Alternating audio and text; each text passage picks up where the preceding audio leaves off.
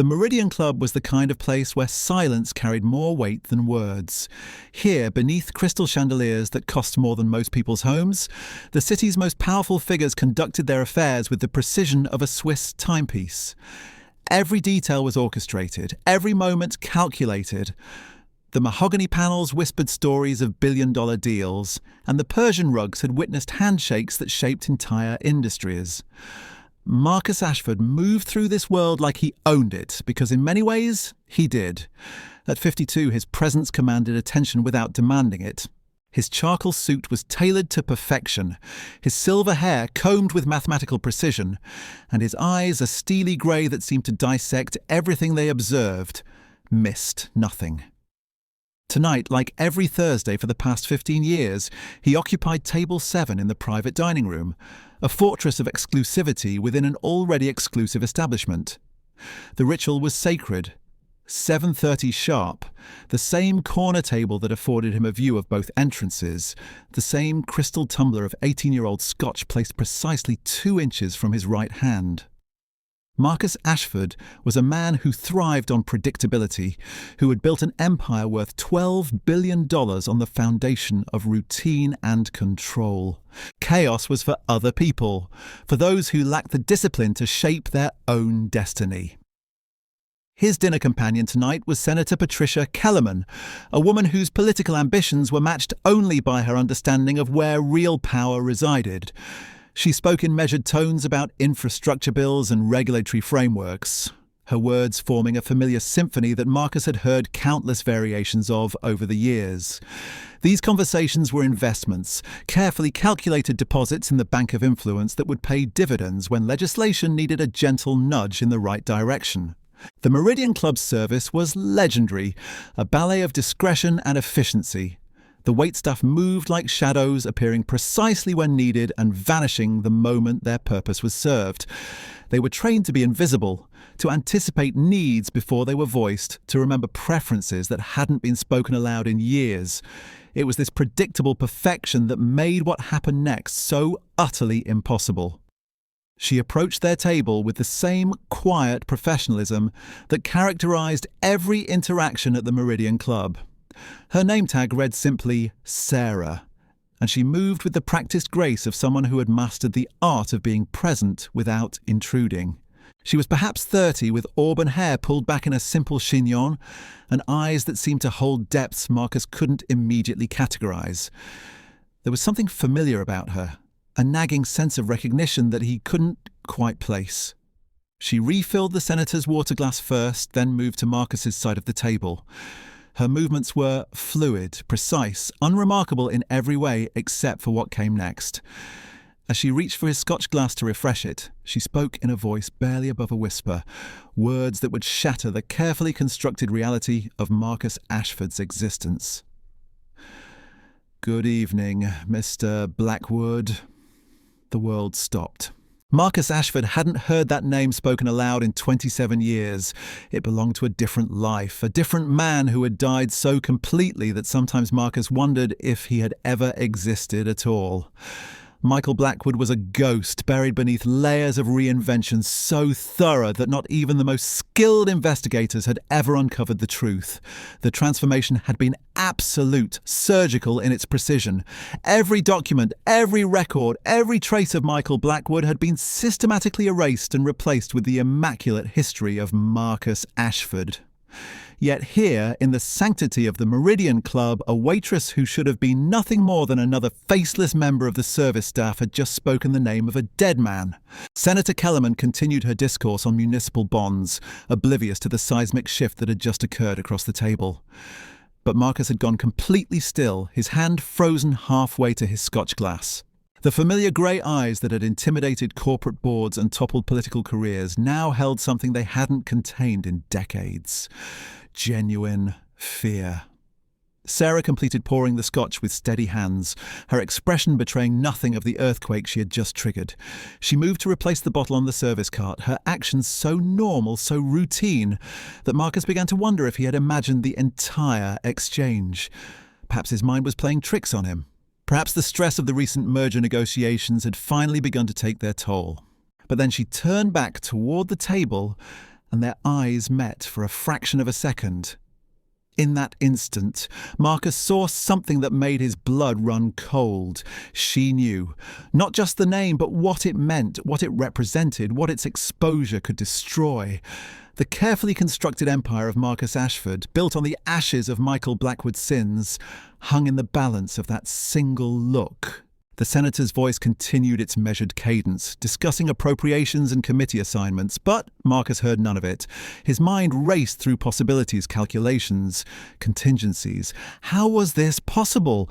The records had been destroyed, the witnesses silenced through legal means, the entire paper trail incinerated so thoroughly that even he sometimes struggled to remember the details of his former life. The transformation from Michael Blackwood to Marcus Ashford had been facilitated by the best professionals money could buy, experts in the art of making inconvenient truths disappear forever.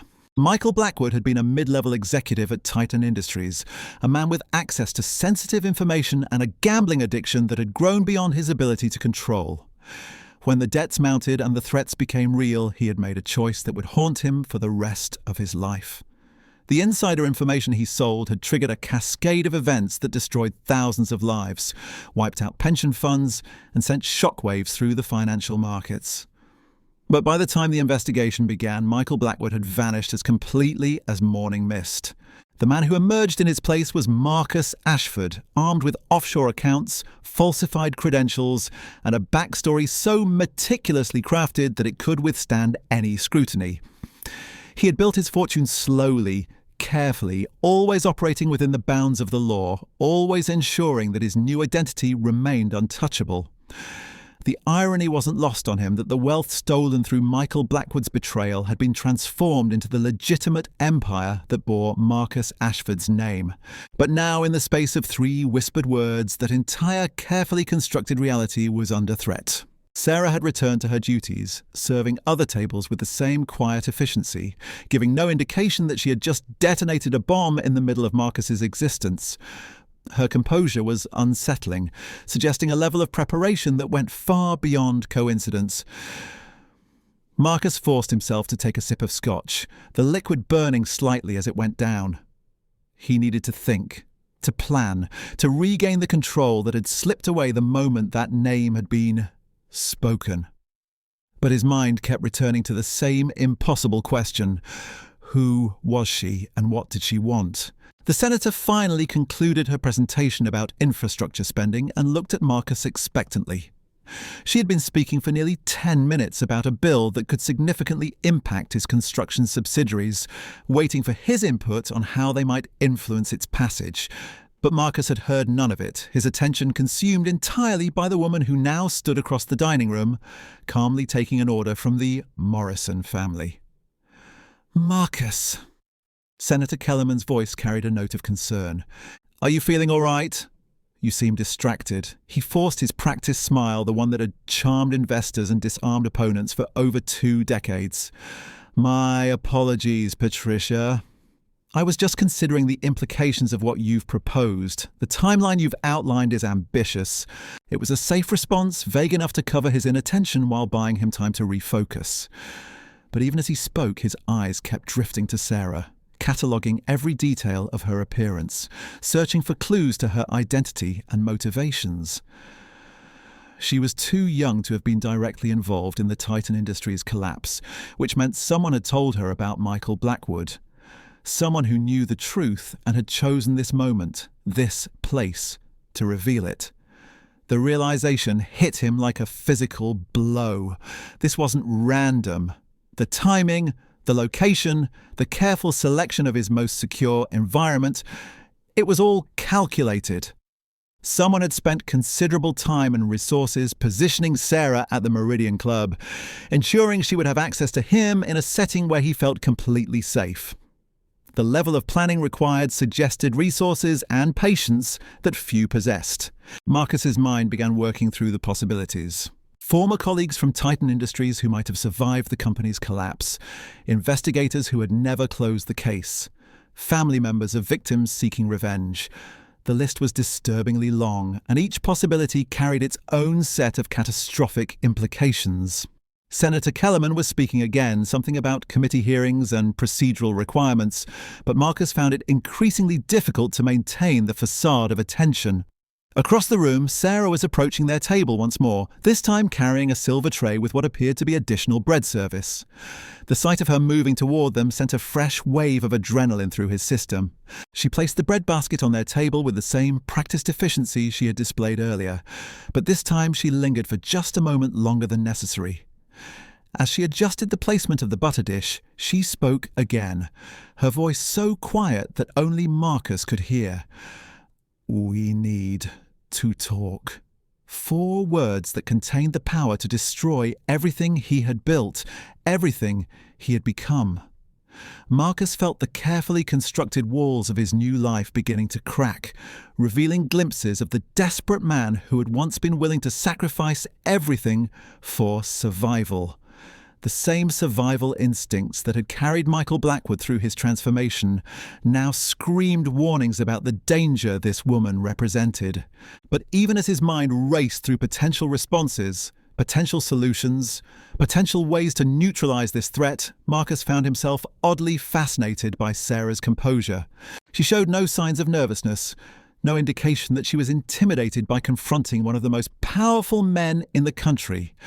Her confidence suggested either remarkable courage or the backing of forces even more powerful than Marcus himself. The game had changed, the rules rewritten by a player he had never seen coming. And for the first time in 27 years, Marcus Ashford found himself wondering if the identity he had so carefully constructed might not be enough to protect him from the ghosts of Michael Blackwood's past. Senator Kellerman excused herself shortly after 9, citing an early morning committee meeting.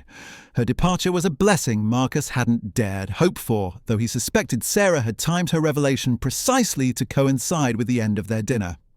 As the senator gathered her briefcase and offered her customary air kisses, Marcus maintained his composure with the skill of a master performer, even as his world crumbled beneath the surface. "Wonderful evening as always, Marcus. I'll have my office send over those revised projections tomorrow." Her heels clicked against the marble floor as she departed, leaving Marcus alone with his thoughts and the woman who held his fate in her hands. The dining room had grown quieter as the evening progressed. Only 3 tables remained occupied, their conversations creating a low murmur that provided perfect cover for whatever confrontation was about to unfold. Marcus signalled discreetly for another scotch, buying himself time to think, to plan, to regain some measure of control over a situation that had spiralled beyond his comprehension. Sarah appeared at his elbow with practiced efficiency, refilling his glass before he could even complete the gesture. But this time, instead of melting back into the shadows as trained staff should, she remained beside his table. Her presence was subtle, yet unmistakable, a clear indication that the evening's real business was about to begin. "The staff parking garage, level B2, space 47, midnight." Her words were delivered with the same professional courtesy she might use to describe the evening's dessert specials. "Come alone, Mr. Blackwood." The use of his buried name sent another shock through his system, but Marcus had recovered enough of his equilibrium to study her more carefully. Up close, he could see details that his initial panic had obscured. Her hands were soft, uncalloused, suggesting she hadn't been serving tables for long. The small scar above her left eyebrow spoke of a childhood accident, probably a bicycle mishap or playground injury. Her earrings, while modest, were real pearls, an unusual choice for someone earning a waitress's salary. Most telling were her eyes. They held an intelligence that went far beyond what her current position required, and a depth of purpose that suggested this encounter was the culmination of careful planning rather than an opportunistic moment. Sarah wasn't just someone who had stumbled across information about Michael Blackwood. She was someone with a specific agenda, someone who had gone to extraordinary lengths to engineer this meeting. "I don't know what game you think you're playing," Marcus said quietly, his voice carrying just enough menace to remind her who she was dealing with. "But you're making a serious mistake." Sarah's expression didn't change, but something flickered in her eyes, a momentary glimpse of satisfaction that told Marcus his words had landed exactly as she expected them to. She had anticipated his reaction, prepared for his threats, and remained completely unintimidated by the power he represented. No game, Mr. Blackwood. Just a conversation that's 27 years overdue. She adjusted the angle of his bread plate with unnecessary precision, a gesture so casual it made her words even more chilling. Midnight, don't keep me waiting. She moved away from his table with the same graceful efficiency that had characterized her entire performance, leaving Marcus alone with questions that multiplied like cancer cells. Who was she? How had she discovered the truth about his past? What did she want? And perhaps most importantly, who else knew? The remaining hour until midnight stretched before him like an eternity. Marcus considered his options with the methodical precision that had made him billions. He could leave the club immediately, disappear into the night, and activate the contingency plans he had spent decades preparing. False identities, offshore accounts, and safe houses in countries without extradition treaties all waited for his command. Marcus Ashford could vanish as completely as Michael Blackwood had, leaving behind only another carefully constructed fiction. But running would mean abandoning everything he had built, everything he had become. The corporate empire, the political influence, the respect and fear his name commanded. All of it would be lost. Worse, fleeing would confirm Sarah's power over him, would prove that despite all his wealth and influence, he was still the same desperate man who had once sold his soul to escape his debts. The alternative was to face her, to discover what she wanted, and find a way to neutralize the threat she represented. Marcus had survived worse crises, had turned seemingly impossible situations to his advantage through careful manipulation and strategic thinking. The skills that had transformed a disgraced insider trader into a respected titan of industry could surely handle one waitress with delusions of power. He finished his scotch and left the club at 11:30, taking his usual route through the lobby where the night manager offered his customary respectful nod. Everything appeared normal, routine, undisturbed by the earthquake that had just reshaped his reality. The doorman summoned his driver with the same efficiency he had displayed for 15 years, and the black Mercedes pulled up to the curb with mechanical precision. "Home, Mr. Ashford?" the driver inquired, meeting his eyes in the rearview mirror. "Actually, James, I left something in the office. Drop me at the garage entrance, then you can head home for the evening." The driver's expression didn't change, though Marcus caught a flicker of surprise in his eyes. In 15 years of employment, he had never known his boss to retrieve anything personally from the office, especially not at this hour. But James was paid exceptionally well to ask no questions and remember even less. The underground garage beneath the Meridian Club served the building's office tenants as well as the restaurant's patrons. At midnight, it was virtually empty, the fluorescent lights casting harsh shadows between the concrete pillars. Marcus found space 47 on the second basement level, a corner spot that offered both privacy and multiple escape routes. His years of paranoia, carefully cultivated since his transformation, had taught him to always consider the exits. Sarah was already there, leaning against a silver Honda that looked several years old but well maintained. She had changed out of her server's uniform into jeans and a simple black sweater, the transformation making her appear younger and somehow more dangerous. The professional mask she had worn all evening was gone, replaced by something harder, more determined. "You came," she said, pushing herself away from the car. "I wasn't entirely certain you would." "I'm here," Marcus replied, maintaining his distance and keeping his voice neutral. "Now suppose you tell me what this is really about." Sarah reached into her purse and withdrew a manila envelope, the kind used for important documents. She held it casually, but Marcus could see the weight it carried, both literal and metaphorical. Everything about her posture suggested this envelope contained the ammunition she needed to destroy him. "Do you remember Rebecca Martinez?" she asked, the question hitting Marcus like a physical blow. The name dragged him back 27 years to a cramped apartment in Queens, and a woman whose trust he had betrayed in the most fundamental way possible. Rebecca had been his girlfriend then, a struggling artist who worked 2 jobs to support her painting, and believed in Michael Blackwood's fundamental decency, even as he systematically destroyed both their lives. "I see that you do." Sarah's voice carried a note of satisfaction at his obvious recognition. "She was 24 when you disappeared. 24 and pregnant with your child. The words hit Marcus like a sledgehammer to the chest, driving the air from his lungs and sending his carefully maintained composure spiraling into chaos. Pregnant. The word echoed in his mind with the force of a gunshot, reshaping everything he thought he knew about his past and its consequences. Rebecca had never told him. In those final frantic weeks before his transformation, when the walls were closing in and desperate measures became the only measures available, she had said nothing about a pregnancy. He had disappeared into the night, leaving behind only a hastily scrawled note about needing space to think, never suspecting that he was abandoning more than just a relationship. She never said anything, Marcus whispered, the words escaping before he could stop them. Why would she? Sarah's voice carried decades of accumulated pain and anger. You were already gone, emotionally and financially destroyed by your gambling and your guilt. She discovered the pregnancy 2 weeks after you vanished, 2 weeks after Michael Blackwood ceased to exist.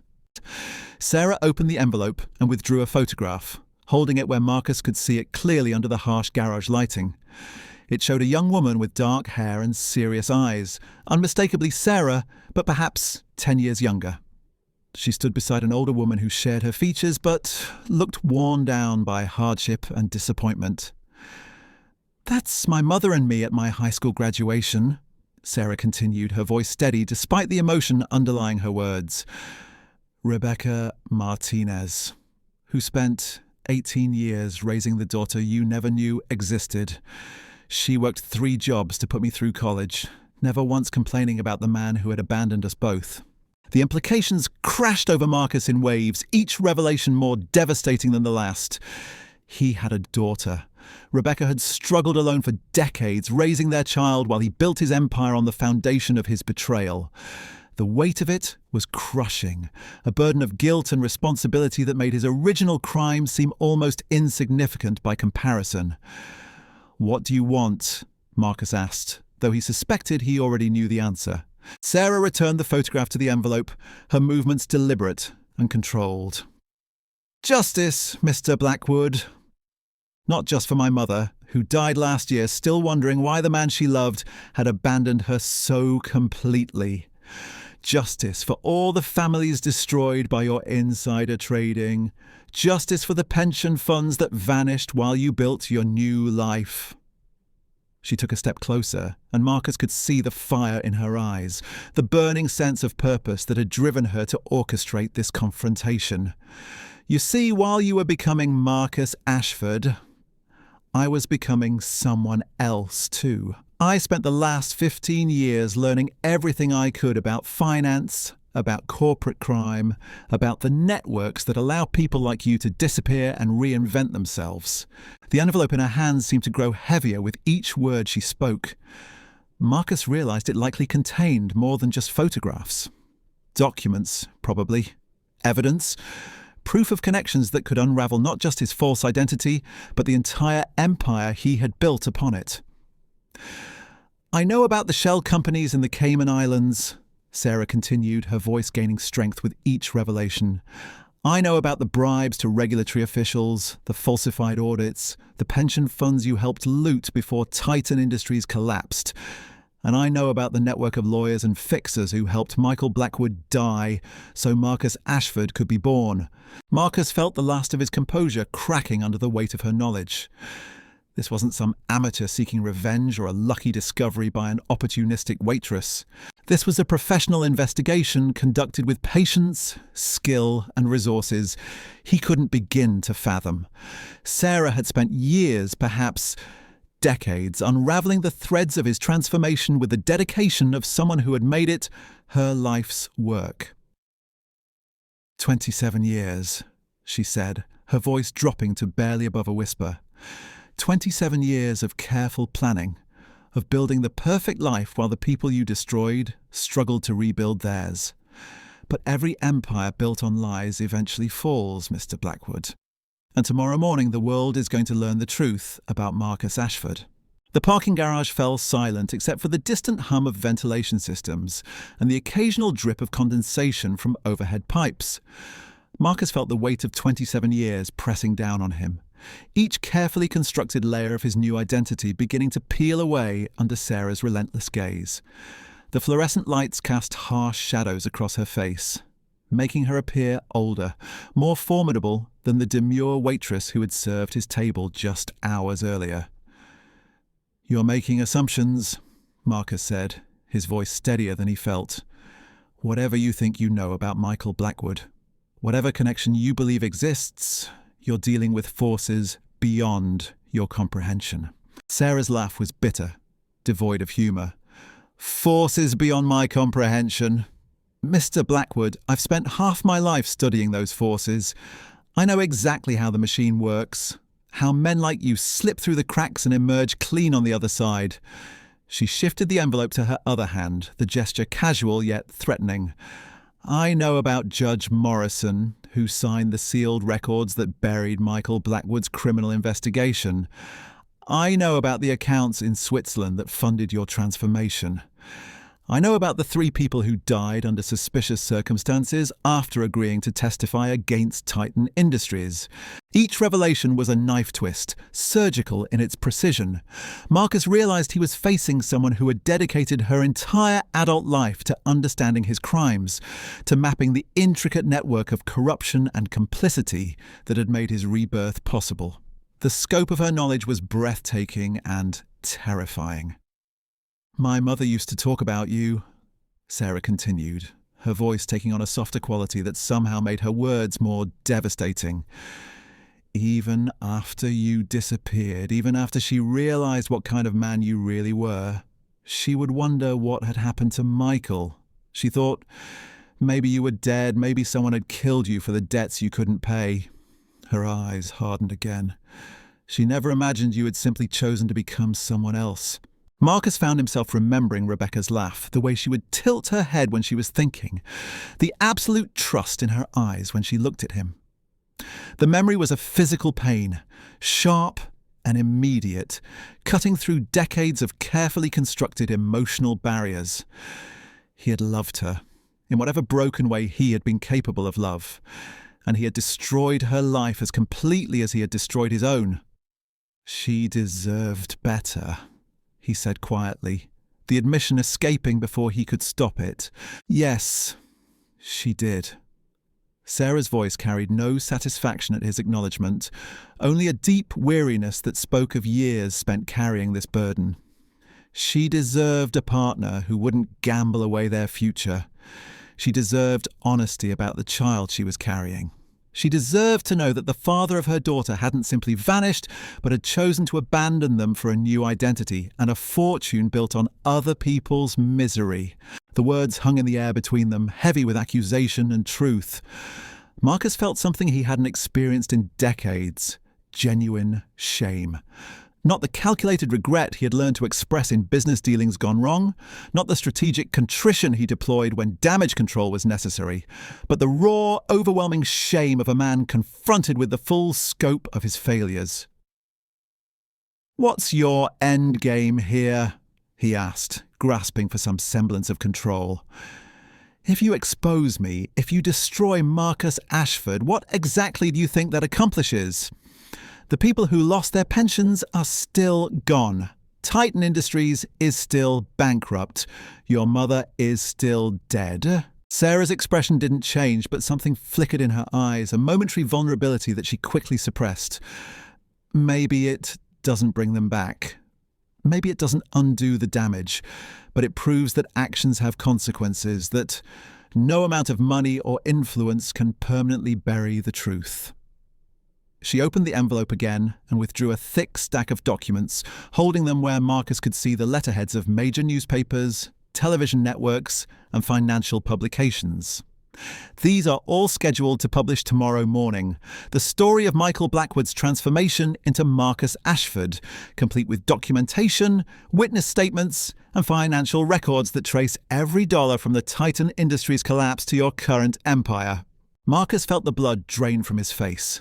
This wasn't a negotiation or a blackmail attempt. This was an execution, planned and orchestrated with the precision of a military operation. Sarah had spent years positioning herself for this moment, gathering evidence, building relationships with journalists, constructing an unassailable case that would destroy not just his reputation, but his freedom. "There has to be something you want," he said, desperation creeping into his voice despite his efforts to maintain composure. "Money, obviously, but beyond that, a position in one of my companies, perhaps? Access to the kind of influence that could advance whatever cause you're really serving?" Sarah shook her head slowly, and Marcus saw something in her expression that chilled him more than any threat could have. Pity. She was looking at him with the same expression someone might reserve for a wounded animal. Dangerous, but ultimately pathetic. "You still don't understand," she said softly. "This isn't about what I want. This is about what you owe, not to me, but to every person whose life you destroyed. To my mother, who spent 18 years wondering what she had done wrong to drive away the man she loved. To the thousands of workers who lost their retirement savings when Titan collapsed. To the families who lost their homes, their futures, their faith in a system they thought would protect them." Marcus realized with growing horror that he was dealing with someone completely outside his experience. Sarah wasn't motivated by greed or ambition or even personal revenge in any conventional sense. She was driven by something far more dangerous. A genuine sense of justice, untainted by the compromises and calculations that governed his world. "The story breaks in 6 hours," Sarah continued, consulting her watch with the same casual efficiency she had displayed while serving dinner. "By tomorrow evening, every major news outlet in the country will be carrying the story of Marcus Ashford's true identity. The SEC will have enough evidence to freeze your assets pending investigation. The FBI will have grounds for arrest warrants on charges ranging from fraud to conspiracy to murder." Murder. The word hit Marcus like a physical blow, though he realized he should have seen it coming. If Sarah had truly uncovered the full scope of his transformation, she would have learned about the loose ends that had been tied up with ruthless efficiency. The witnesses who had died in accidents, the investigators who had suffered heart attacks, the journalists who had abandoned their stories after receiving visits from very serious men. "I never killed anyone," Marcus said, the words sounding hollow even to his own ears. "No, you just paid other people to do it for you." Sarah's voice carried a cold fury that made the underground garage feel even more isolated and threatening. "Thomas Brennan, the auditor who discovered the first irregularities at Titan. Car accident on a lonely stretch of highway. Brake lines mysteriously severed. Jennifer Walsh, the CC investigator who was getting too close to the truth. Heart attack at 32. No prior medical history. David Chen, the journalist who was preparing to publish the story of Michael Blackwood's disappearance. Suicide by gunshot, even though he was left-handed, and the gun was found in his right hand. Each name was another weight added to the crushing burden of guilt Marcus carried. He had told himself for decades that he hadn't pulled any triggers, hadn't personally harmed anyone, that the deaths were simply unfortunate coincidences that occurred during a chaotic time. But hearing the names spoken aloud, seeing the pattern laid out with such clinical precision, he could no longer maintain even the pretense of innocence. "You were responsible for more than financial crimes, Mr. Blackwood. You were responsible for a systematic campaign of intimidation and murder that silenced anyone who might have exposed the truth. And tomorrow, the world is going to know exactly what kind of man Marcus Ashford really is." The finality in her voice was absolute, leaving no room for negotiation or compromise. Marcus realized that his usual tactics, the combination of threats and bribes that had solved every previous crisis, were utterly useless against someone who had already sacrificed everything to reach this moment. Sarah had spent years preparing for this confrontation, anticipating his every possible response, and she had structured her revelation to be completely beyond his ability to control or contain. "There is one thing I want from you," Sarah said, her voice softening slightly. "Not for me, but for my mother's memory. I want you to look at this." She reached into the envelope one final time and withdrew a single photograph, this one older and more worn than the graduation picture she had shown earlier. It depicted a young woman with kind eyes and a gentle smile, clearly pregnant and radiating the joy of impending motherhood. Rebecca, as she had been 27 years ago, carrying the child Michael Blackwood would never know existed. "She took this picture 2 weeks after you disappeared," Sarah said, her voice thick with emotion she could no longer suppress. "She was so excited to tell you about the baby, so certain that the news would bring you back, would give you a reason to fight instead of running away. She kept this picture on her bedside table until the day she died, hoping that somehow you would see it and remember what you had abandoned." Marcus stared at the photograph, seeing not just Rebecca, but glimpses of the man he had been before the gambling, before the desperation, before the choices that had transformed him into something unrecognizable. The weight of lost possibilities crashed over him, the family he might have had, the life he might have lived if he had possessed the courage to face his problems instead of running from them.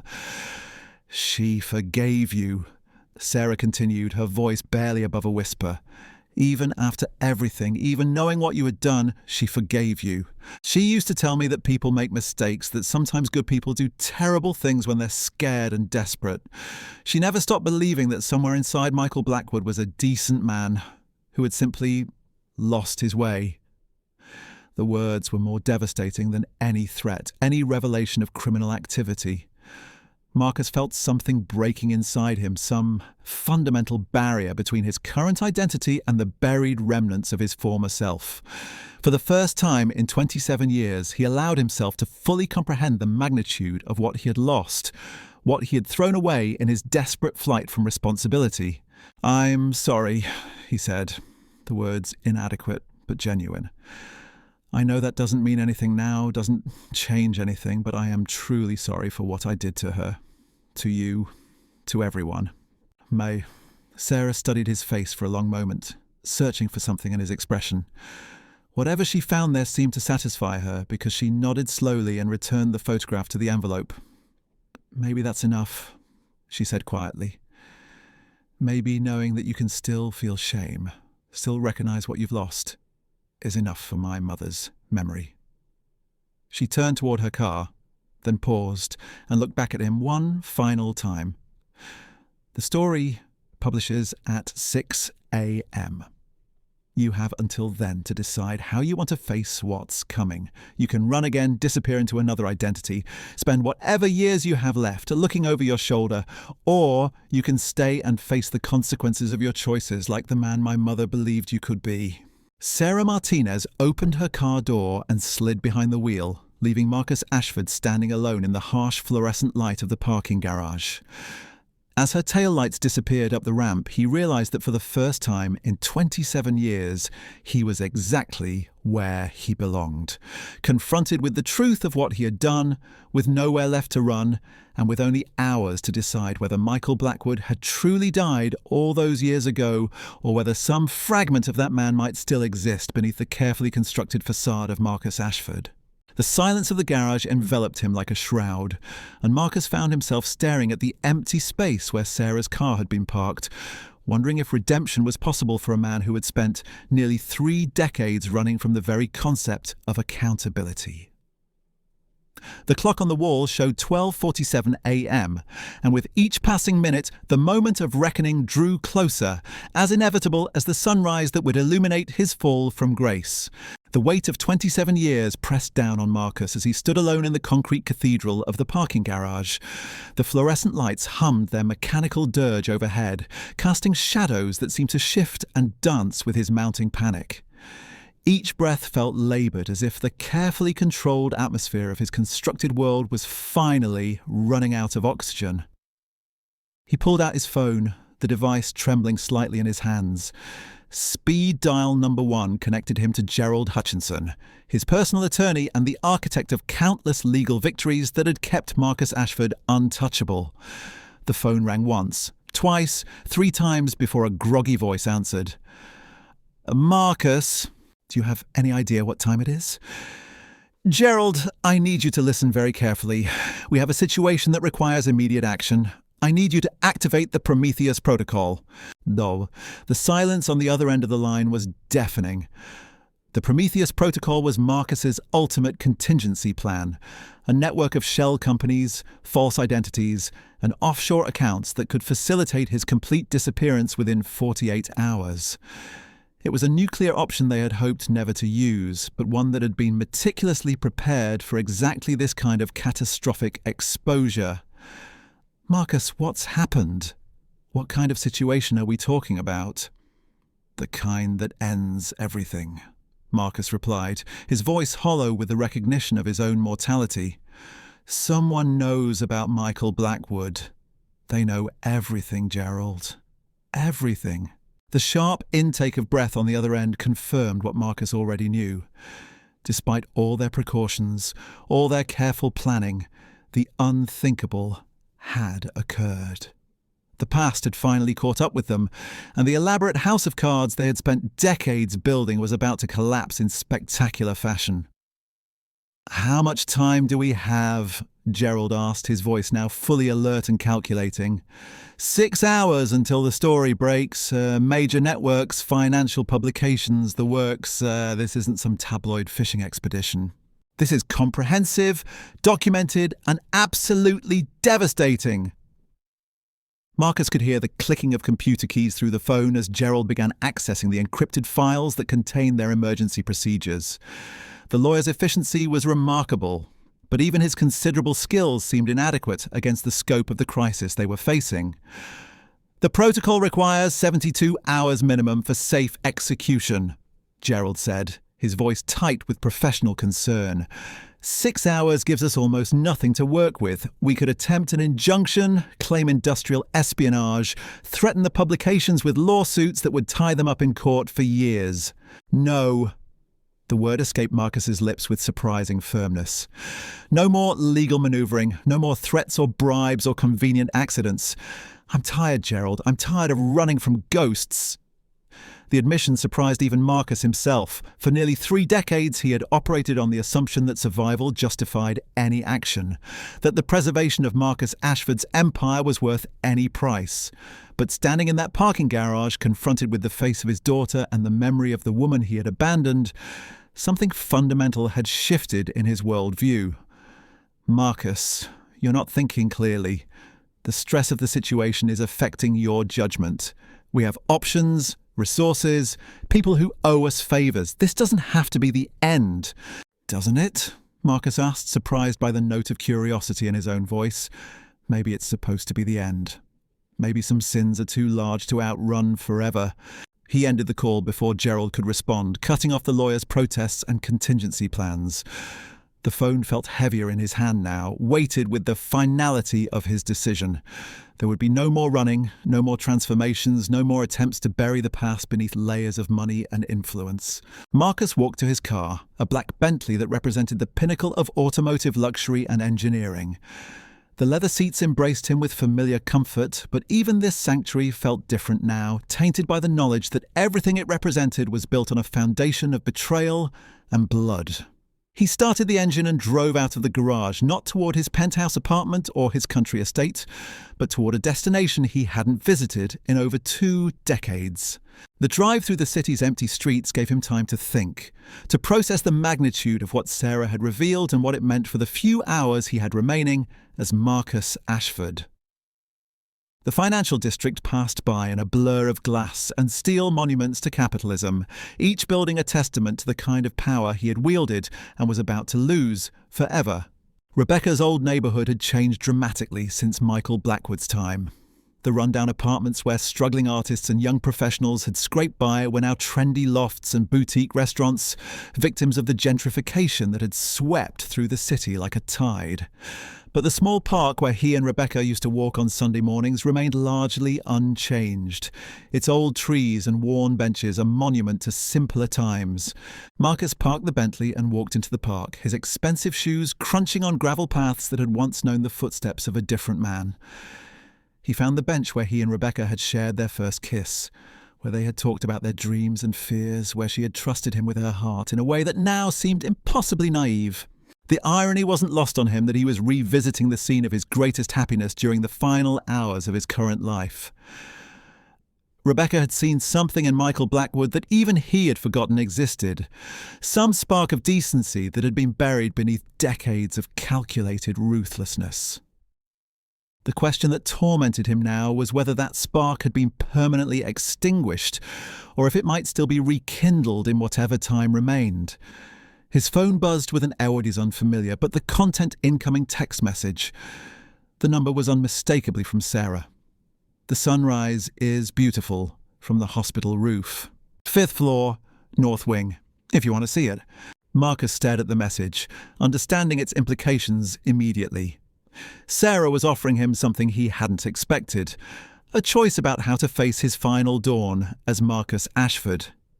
He could spend these last hours alone, consumed by regret and self-pity, or he could confront the daughter he had never known in the place where her mother had likely spent her final days.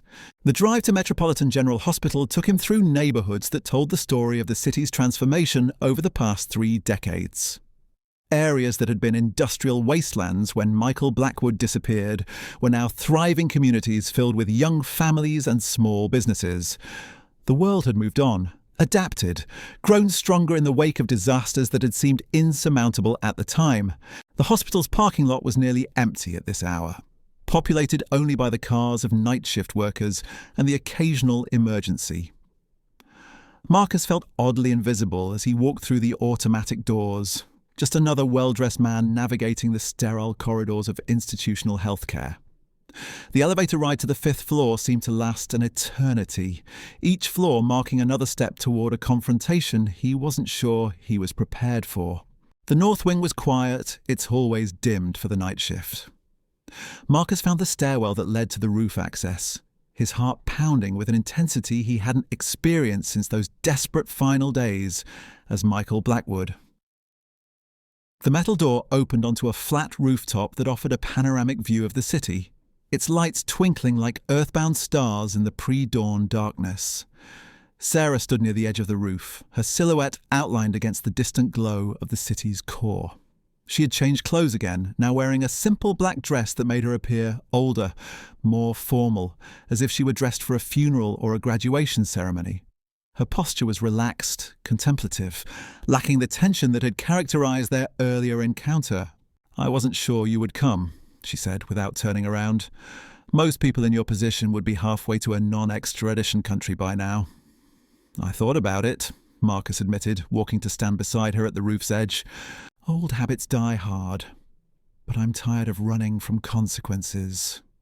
They stood in silence for several minutes, watching the city wake up beneath them. Office buildings began to glow with the lights of early arrivals, and the distant hum of traffic grew steadily louder as the urban machine ground to life. Somewhere in those buildings, journalists were putting the finishing touches on stories that would destroy Marcus Ashford's reputation and likely send Michael Blackwood to prison for the rest of his life. "She died in this hospital," Sarah said quietly, her voice carrying easily in the still air. "Pancreatic cancer, diagnosed too late because she couldn't afford regular checkups. The irony is that the treatment that might have saved her was being developed by one of your pharmaceutical subsidiaries, but it was priced beyond the reach of people like us." The revelation was another weight added to Marcus's growing burden of guilt. His empire hadn't just been built on the destruction of Titan Industries and the theft of pension funds. It had grown through the systematic exploitation of human suffering, profiting from desperation while maintaining the fiction of legitimate business practices. "She never stopped believing you would come back," Sarah continued. "Even at the end, when the morphine was making her confused and disoriented, she would ask the nurses if anyone had called for her. She was waiting for Michael Blackwood to remember what he had left behind." Marcus felt the weight of 27 years lifting from his shoulders as the first rays of sunlight painted the horizon in shades of gold and crimson. The man who had built an empire on lies and betrayal was finally ready to face the truth, not as Marcus Ashford the billionaire, but as Michael Blackwood the father who had lost his way. In the end, sometimes the greatest power comes not from running from our past, but from having the courage to confront it. The sunrise that morning marked not just the end of one man's carefully constructed fiction, but perhaps the beginning of something that money could never buy: redemption.